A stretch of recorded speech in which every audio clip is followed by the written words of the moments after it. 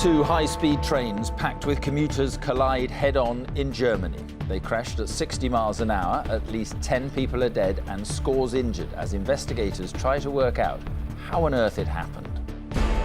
Also tonight, a new inquest for Poppy after a judge says she was abused by her father just before she died. Family friction, why Tory cuts are a grave error, by David Cameron's aunt, Anne.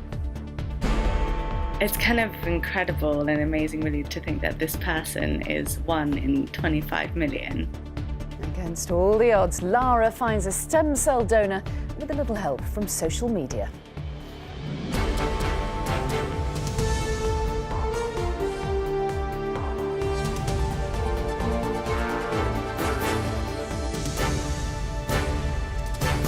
This is the ITV Evening News with Mark Austin and Mary Nightingale. Good evening. Urgent investigations are underway in Germany tonight to try to establish why two packed high-speed trains collided head-on during this morning's rush hour. At least 10 people are dead and scores more injured after it appears an emergency braking system failed catastrophically. It happened on a stretch of single track near the spa town of Bad Aibling, south of Munich. Both trains were travelling at high speed and were partially derailed by the force of the crash. Emergency services struggled to get to the location and many survivors had to be airlifted out. Police say if it hadn't happened during a holiday, many children would have been on board too. From the scene, Emma Murphy reports. On one of the safest rail networks in the world, what's left of two commuter trains. They collided at full speed just before 7 this morning outside the spa town of Bad Aibling, an hour from Munich. It was a head-on collision, both trains on the same track, the impact crushing the front carriages and flipping others off the tracks. At least 10 of those on board were killed, 90 injured. This mobile phone footage, a glimpse of the dreadfulness that greeted emergency services. Man hat Leute Hilfe schreien hören und hat gehört, wie Glas zerbrochen wird, damit die Leute da rauskommen. Und es sind so peu à peu immer wieder Menschen rausgekommen, Blut verschmiert, humpelnd. The German authorities are now trying to establish how such an accident could happen. Insgesamt 3 Blackboxen. 2 dieser Blackboxen sind bereits gesichert. Eine befindet sich noch in dem verkeilten Zugteil, die im Laufe des Tages aber voraussichtlich gesichert werden kann. This is the same route the trains were on. It's fitted with an automatic braking system which should have stopped them if the track was not clear. Why it didn't, whether through human or technical failure, is part of the investigation. Walking to this site, what strikes you is that it's straight all the way, the rail track running parallel with the canal until you get to the part where the two trains collided. That is where there is something of a bend. The trains would have been going at top speed around 60 miles an hour. By the time they came out of that bend on the same track, they would not have had time to stop. And the investigation must now establish why they were in the same place at the same time. The crash happened down a single-track road between a canal and forest, which meant huge problems for the 700-strong team of emergency service staff. Casualties were put into small inflatable ribs to be moved to helicopters and ambulances in Germany and Austria. Dreadful as this day has been, the only relief is that more were not killed. Usually these trains would be full of school children, but they were off school today for a carnival. This evening the investigation is drawing to a close. It will resume again at first light. And there is also concern for one of those who was on board who has not yet been accounted for. It is unknown whether they are on this train presumed dead or being held within a hospital or morgue unidentified this evening. All right, Emma, thank you very much. Here, a second inquest is to be held into the unexplained death of 13-month-old Poppy Worthington. The toddler died in 2012 after being found with fatal injuries at her home in Barrow in Cumbria. Last month, a High Court judge took the unusual step of saying Poppy's father had sexually assaulted her shortly before her death. He's not been charged and insists he's innocent. Richard Pallow has more. More than 3 years since she died, might we tonight be one step closer to finding out what happened? Poppy Worthington was perfectly healthy when put to bed, yet come the morning she had troubling injuries and was in a lifeless state. The High Court last month very deliberately pointed the finger at her father Paul, but he has always denied any wrongdoing and no criminal charges have been brought. His sister tonight told us he welcomes a second inquest. We're hoping to find out how Poppy died. That's all Paul's ever wanted to know. You know, he's not guilty of what they're saying. All he ever wanted to do was find out how his daughter died. That's all he still wants to know now. Poppy Worthington was just 13 months old when she died suddenly in December 2012. An inquest in October 2014 took only 7 minutes to declare Poppy's death as unexplained. But then a judge ruled last month that Poppy was, on the balance of probability, sexually assaulted by her father in her final few hours. Cumbria Police has already been heavily criticised for not initially investigating matters properly. Poppy's local MP hopes that any further delays will now be prevented. This is an important and a necessary step if we're going to have any chance of salvaging justice for Poppy Worthington. This needs to go alongside full transparency now from the police and social services and pressing for the overarching independent investigation into how the services got so much wrong. The new inquest will be held in March. Meanwhile, the Crown Prosecution Service is currently reviewing its decision to not pursue criminal charges. Richard Pallow, ITV News. A pilot nicknamed Biggles has been jailed for 19 years for smuggling more than £33 million worth of cocaine into Britain. Andrew Wright flew in hundreds of kilos of Class A drug from Germany to Selby in North Yorkshire in 2014. 2 others were also jailed for a total of 47 years. They'd used Wright's aerial photography business as a cover for the crime. Now, David Cameron's aunt has told ITV News that a Conservative council's cuts are a grave error and short-sighted. Claire Curry is angry at plans by Oxfordshire County Council to close 44 children's centres. And the embarrassment for Mr Cameron does not end there. His mother, Mrs Curry's sister, has also hit out at the plans, signing a petition calling for the cuts to be stopped. From Oxfordshire, here's our Deputy Political Editor, Chris Shipp. It's a wealthy corner of England. This is Witney, the constituency of David Cameron. But it's in Oxfordshire, a county which is having to make some very deep spending cuts. And the £360 million savings include the closure of 44 of the county's 44 children's centres. One person who is evidently not happy about that is David Cameron's mother. This is Mary Cameron with her son at Wimbledon 2 years ago. And this is Mary Cameron's name on a petition calling on Conservative-led Oxfordshire Council not to close the centres. We've obscured her details and the other names. A petition she signed while visiting her sister. I think it's a great error. Mary Cameron's sister, or David Cameron's aunt, agreed to speak to us at her home in Oxford this afternoon. What would you say to your nephew if he was watching this on the news? Well, I know that he doesn't want them to be shut either. You know, he's a family man too, but they're just making such an error in taking the money away. But the council say it's David Cameron's fault. I know. They've got to work that out. No, I think the cuts are a great, great error. Please give us enough money to keep these important things open. The leader of the county council here wouldn't talk to us today about the closure of the 44 children's centres like this one. That's perhaps not surprising, given he'd be criticising his own party leader. The council would only say they're replacing the ones they close with 8 larger centres. The mother leading the campaign says 8 centres for only the most at-risk children in no way replaces what's being cut. And she urged Mr Cameron to listen to the advice of his nearest and dearest.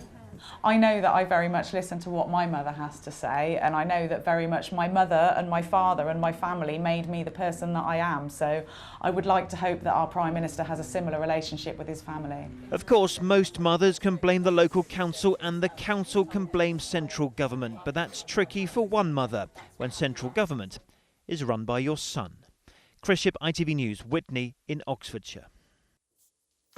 Last-ditch talks between the government and junior doctors have failed to avert another walkout across England tomorrow. The strike is due to start at 8 in the morning and many routine operations have already been cancelled. The dispute over controversial new contracts has become increasingly acrimonious over the last few days. Our political editor, Robert Peston, is in Westminster. Robert, it all looks very bleak indeed now. What's the next move in all this? Well, government sources tell me, which won't surprise you, that they expect to strike tomorrow. What does that mean? It means 2,800 operations cancelled and thousands more inpatient treatments and appointments also cancelled. So massive inconvenience for thousands and thousands of British people. Now, the Health Secretary and individual hospitals have been looking at contingencies to prevent unnecessary deaths and any kind of a sort of crisis tomorrow, but nonetheless this is a very serious and damaging event that we see. Now, what is troubling, I think, for many people is that the gulf between the government and the doctors remains very big indeed. There is one very important sticking point, which is that the government wants junior doctors to work at normal rates of pay on Saturdays up to 5 o'clock, and the BMA, the British Medical Association, is saying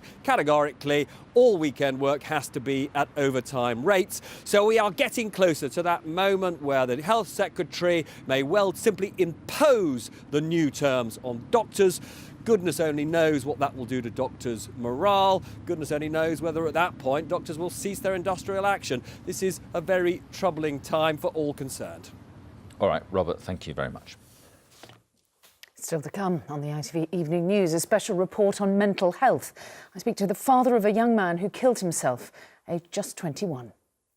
Well, what does one do now, half an hour after you've been told that your son has taken his own life? Does one make a cup of tea? Do you go for a walk with the dogs? Do you cry? What does one do? We'll have that interview and more right after the break.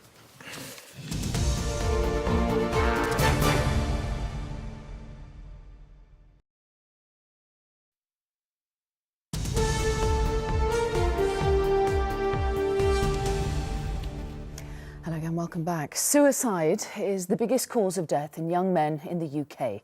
More than road traffic accidents, violent crime and AIDS combined. It is a horrifying statistic. Dick Moore knows very well the pain and frustration that follows the suicide of a loved one. One of his 4 sons, Barney, ended his own life when he was just 21.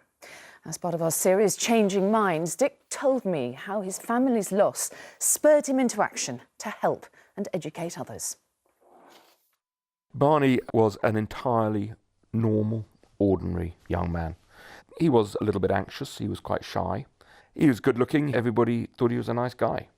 And I think that's what shocked people, why? Why would somebody like Barney choose to end their life? He was lovely, he was quite bright, from good A-levels, got a place at university. Met this girl, that relationship suddenly ended, and we don't know why. He gradually became more and more lacking in hope. And at the end of August, he remarked that life without her wasn't worth living. And we, of course, told him not to be so melodramatic. And on the 18th of September, he took his own life. And how is that as a parent? I can remember feeling that I wouldn't be able to cope with this. This was too much.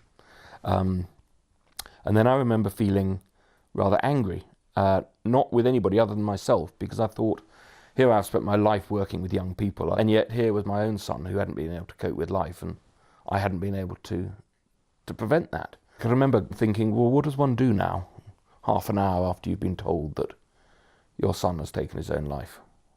Does one make a cup of tea? Do you go for a walk with the dogs? Do you cry? What does one do? So why don't young men get help? For years we've always been the ones that are tough, that sort things out, that deal with problems, that solve problems, not that need problem solving for them, and that is a weakness. Us blokes, we've got other things to do, and we've got 1 or 2 problems, but mine's a pint, I'll come to the football, thanks very much. And eventually, the expectations that we have of ourselves, that our parents have of us, that schools have of us, that our peer group has of us, is huge. And it is much greater than it ever was in my generation. Are you as good looking as that person? Are you as clever as that person? Are you as this? Are you as that person? Are you a success or are you a failure? Are you a failure, my God? And I will tell children I speak to, you're all going to fail. That's the way it is. And how we deal with that failure, how resilient we can be, will very largely determine whether we are going to be emotionally and mentally well throughout our lives. But it is going to take an awful lot to change that generation after generation of men wanting to be seen as men, rather than being prepared to say, hey, I cry. That's what I do. That's how I've survived Barney, by having a good cry quite regularly. And I get some strange looks, but that doesn't bother me. Tomorrow I'll be following Dick Moore as he goes into a school to talk to teenage boys all about mental health. The families of 21 people killed in the Birmingham pub bombings will tomorrow ask a coroner to resume their inquests. The hearings were adjourned shortly after the IRA atrocity in 1974, and 6 men were convicted of the attacks. 16 years later, though, the Birmingham 6 were famously cleared, and the families are still no closer to knowing exactly what happened. But as Ben Chapman reports, they hope a full inquest will help them get to the truth. It remains the biggest unsolved mass murder in British history. On one night, in 2 pubs, 2 IRA bombs claimed the lives of 21 people and injured 200 more. I remember being woken up late at night and 2 police officers coming into the house. My mother rocking backwards and forwards, just repeating, I can't believe it, I can't believe it. Paul Rowlands was just 11 when his father John was killed in the pub bombings. Speaking for the first time on camera, he tells me not knowing the full story has made the last 40 years even more painful. There's so much information out there, there's so many allegations out there. I just need to know the truth. And I look at a picture of my father and think, well, what's the right thing to do for him? I just want justice, I just want to know the truth. Tomorrow, he and other victims' families will make their case to a coroner to reopen inquests into the deaths. They were closed when the Birmingham 6 were convicted in 1975. It was one of the biggest miscarriages of justice in British history, but after they walked free 25 years ago, the inquests were never reopened. For Brian and Julie Hambleton, whose sister Maxine was killed, this week represents their biggest chance in years of campaigning for justice.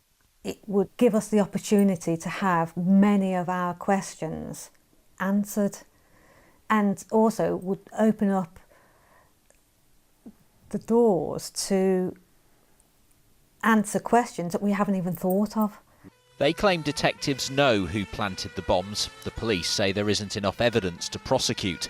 Inquests won't bring the killers to justice, but might reveal why that has never happened. Ben Chapman, ITV News, Birmingham. The energy company E.ON and Age UK have suspended a controversial deal which saw the charity earn millions of pounds in commission. The Sun newspaper claimed the charity was not offering the provider's cheapest deal to pensioners, something Age UK have disputed. And Britain's #1 tennis star Andy Murray and his wife Kim have a baby girl. Their first child was born on Sunday and is said to be doing well. So far, no name has been released. And finally tonight, the 25 million to 1 match that could save the life of a young leukemia sufferer. Lara Casalotti needs a stem cell transplant, but her mixed Italian and Thai heritage made finding a donor incredibly difficult. Yes, Lara made a worldwide appeal for more people to come forward and to help patients like her.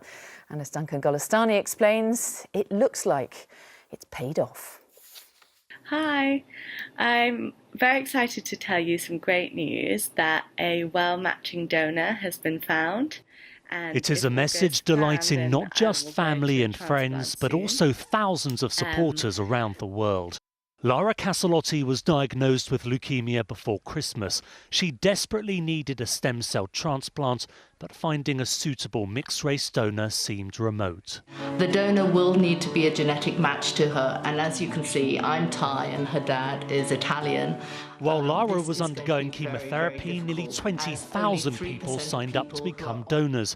In the UK, half are from ethnically diverse backgrounds. From the very beginning, this campaign has been not just about finding a match for me, but diversifying the donor registries and just getting more people in the registries in general. Lara's family have been able to draw strength from her determination to help others. To know that we're making a difference for people, not just in this country, but all around the world, really is so good to feel, and I hope everyone who's been involved in any part of the campaign can really take a step back and look at the wider impact.